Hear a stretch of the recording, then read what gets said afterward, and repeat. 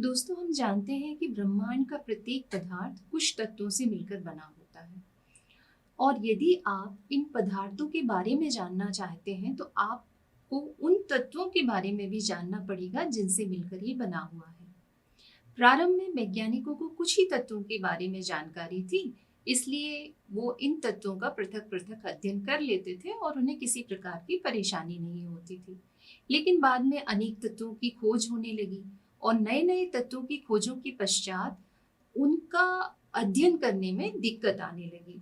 इसलिए उनका पृथक पृथक अध्ययन ना करके उनको वर्गीकृत करने की आवश्यकता महसूस हुई। वर्गीकृत से हमारा तात्पर्य है कि ऐसे तत्व जिनके रासायनिक गुणधर्म समान होते हैं उन्हें एक ही स्थान पर रखा जाए, अर्थात एक ही समूह में रखा जाए। इस प्रकार का वर्गीकरण करने के लिए विभिन्न वैज्ञानिकों ने मत प्रस्तुत किए। इसी प्रकार का पहला मत प्राउट ने सन 1818 में प्रस्तुत किया, जिसमें उन्होंने बताया कि तत्वों के परमाणु भार हाइड्रोजन के परमाणु भार के सरल गुणक होते हैं, यानी कि सभी तत्व हाइड्रोजन के परमाणुओं से मिलकर बने होते हैं और इसी कारण वे परमाणु भार द्वारा एक दूसरे से संबंधित होते हैं। हम जानते हैं कि रासायनिक अभिक्रिया में तत्वों का परमाणु भार भी अपरिवर्तित रहता है, इसलिए परमाणु भार को ही तत्व का मौलिक गुणधर्म समझा जाने लगा। लेकिन प्राउट की यह परिकल्पना अधिक समय तक नहीं चल पाई, क्योंकि अधिकांश तत्वों के परमाणु भार पूर्णांक में नहीं थे। इसके बाद डॉबेराइनर ने अपना मत दिया, जिसमें उन्होंने तीन तीन तत्वों को वर्गीकृत करने का प्रयास किया और तीन तीन तत्वों के ग्रुप बनाए, जिसमें उन तत्वों के गुणधर्म जो थे वो लगभग समान थे। इन त्रिक समूह वाले तत्वों के बीच का जो तत्व है उसका परमाणु भार शेष दो तत्वों के परमाणु भार के औसत के लगभग बराबर था। इस तरीके से उन्होंने अपना मत दिया, मगर डोबेराइनर का यह जो त्रिक नियम था वो अधिक समय तक नहीं चल पाया, क्योंकि सभी तत्वों के त्रिक बनाना संभव नहीं थे। ये ट्रिपलेट हम सभी तत्वों के नहीं बना पाए।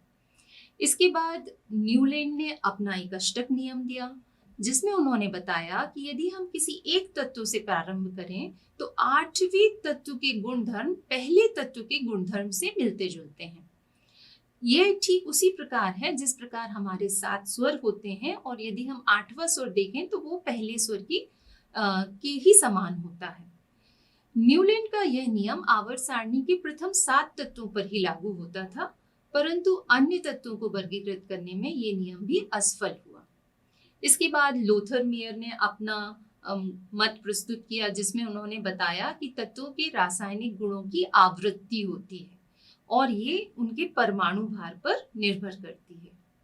परंतु सबसे अच्छा नियम जिसमें उन्होंने सभी तत्वों की एक सारणी बनाकर प्रस्तुत किया वो हमें मेंडलीफ ने दिया, जिसे हम मेंडलीफ का आवर्त नियम कहते हैं। इसमें उन्होंने सबसे पहले विभिन्न तत्वों को एक सारणी के रूप में व्यवस्थित किया और इसमें उन्होंने ये जो नियम था जिसे हम आवर्त नियम कहते हैं वो था कि तत्वों के भौतिक और रासायनिक गुण उनके परमाणु भार के आवर्ती फलन होते हैं। इसका मतलब है कि तत्वों के परमाणु भार के बढ़ते हुए क्रम में यदि हम उनको अरेंज करें तो समान गुण वाले तत्व एक निश्चित अंतराल के बाद हमें फिर से दिखाई देते हैं।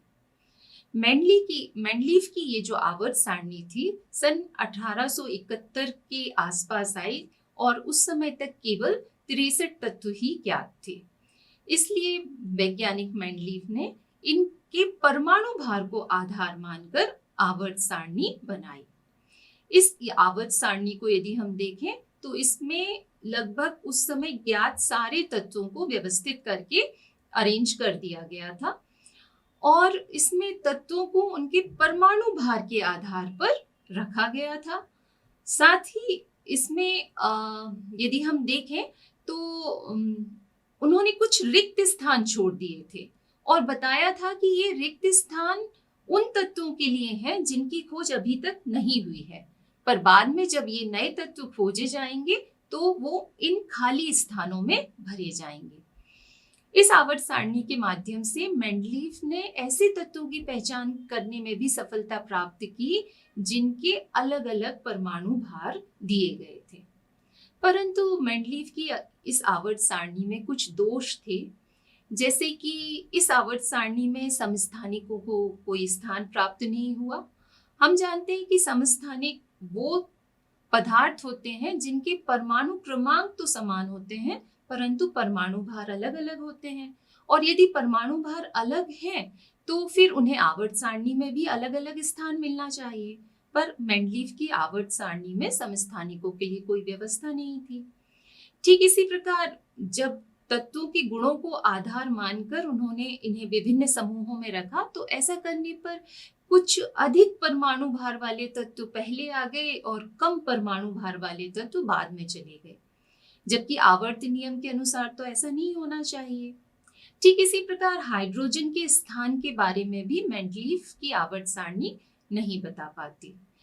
तो इस आवर्त सारणी को जो मेंडलीफ ने दी थी, उसे थोड़ा सा 1914 में वैज्ञानिक मोसले ने परिवर्तित किया और अपना एक नियम पारित किया, जिसमें उन्होंने कहा कि किसी तत्व का परमाणु क्रमांक उसके परमाणु में उपस्थित चुकी इलेक्ट्रॉनों की संख्या के बराबर होता है, या हम कहें प्रोटॉनों की संख्या के बराबर होता है।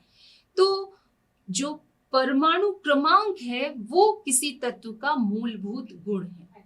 या मोसले ने बताया कि तत्वों के जो भौतिक और रासायनिक गुण होते हैं वो परमाणु भार के नहीं बल्कि परमाणु क्रमांक के आवर्ती फलन होते हैं। तो उन्होंने जो पीरियोडिक टेबल बनाई उसमें विभिन्न तत्वों को उनके बढ़ते हुए परमाणु क्रमांक के आधार पर रखा।